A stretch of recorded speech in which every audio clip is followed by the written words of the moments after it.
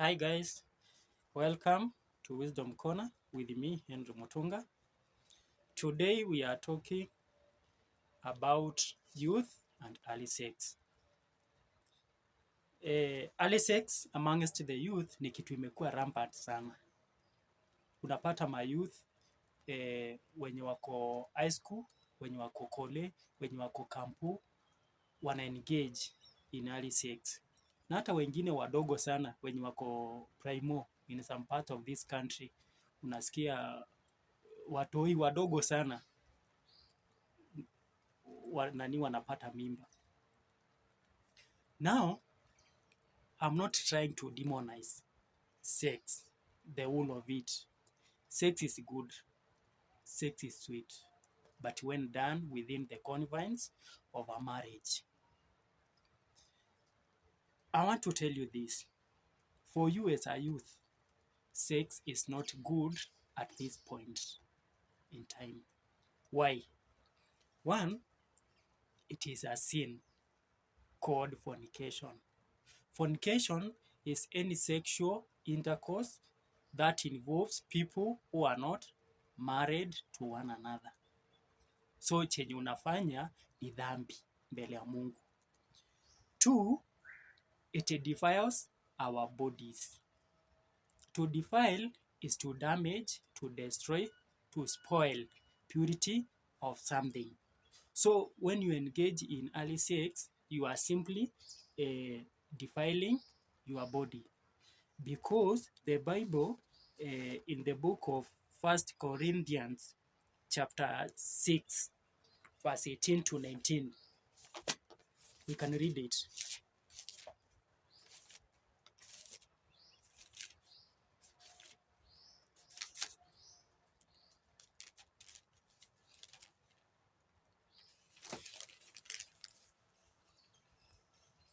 Here it is, 1 Corinthians chapter 6 from verse 18. Avoid immorality. Any other sin a man commits does not affect his body, but the man who is guilty of sexual immorality sins against his own body. Verse 19. Don't you know that your body is the temple of the Holy Spirit who lives in you and who was given to you by God? So, from the Bible, any other sin that we commit, it's committed outside the body. But the sin of immorality, the sin of fornication, the sin of early sex, it's committed inside our bodies. And that's why we are saying it's defiling our body, because we have been told our bodies are the temple of the Holy Spirit. Point number 3. Why early sex is not good for you as a youth. Sex, it's a spiritual bond. Sex is not just something physical or just mere exchange of fluids and pleasure. It's also a spiritual connection, whereby you find if among the two who are doing the sex, there is one with demons. During that spiritual connection, during the intercourse, you are also connecting spiritually. So there is very high possibility of getting the demons that your partner has. If your partner is operating under a curse,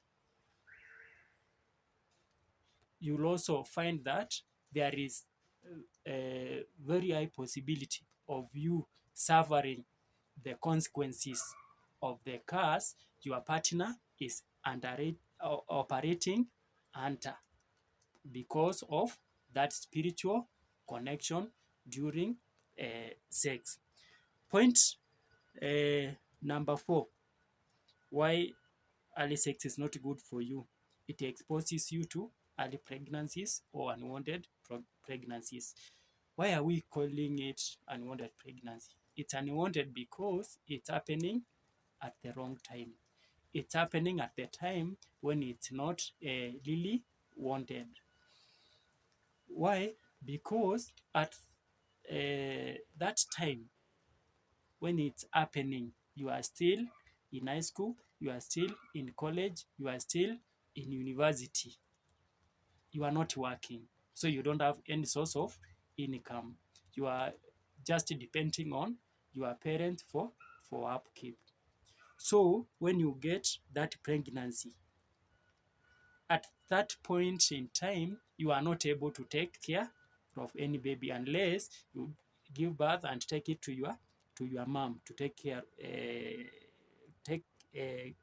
of it on your behalf. And if you think of aborting, that will be another sin.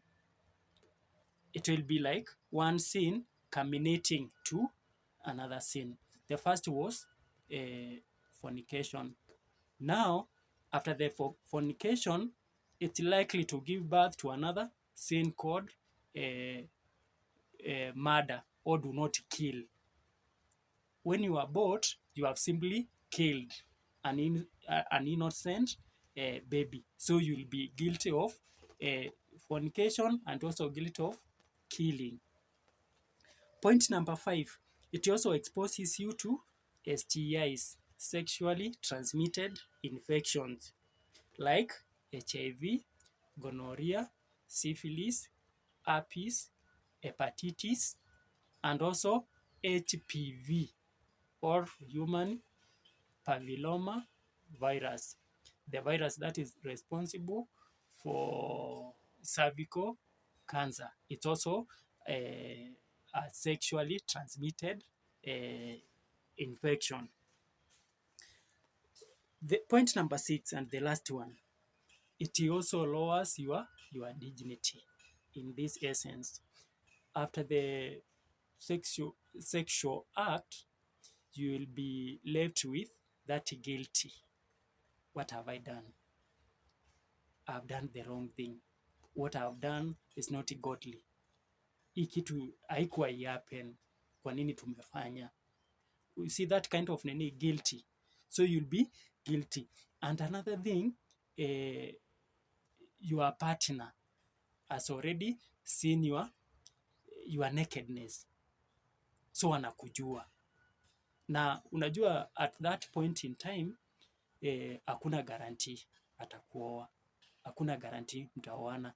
So already anajua uchi wako, na it's not necessarily ati atakuwa bwana yako ama atakuwa bibi yako. So hata ukitembea tu hivi, atakuwa tu ako na picha yako, anajua vile unakaa.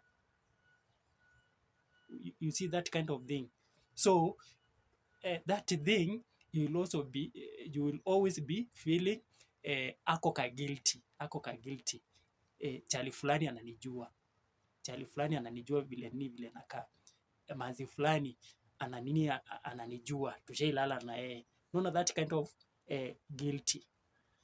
So it's very important that we maintain our purity. The last thing, the book of 1 Timothy chapter 4. You can read it. 1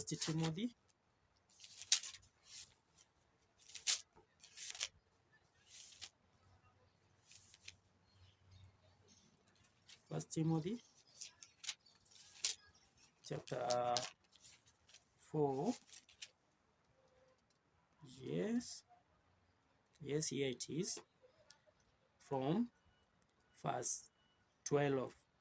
It says this: do not let anyone look down on you because you are young, but be an example for the believers in your speech, in your conduct, in your love, in your faith, and purity. Purity again. So it's very important that you maintain your purity as a youth. And I can promise you, God is faithful enough. If you maintain your purity, God will also give you a partner who is equally pure to start a family with. Thank you very much for listening. Please subscribe to my YouTube channel. Bye. See you next time.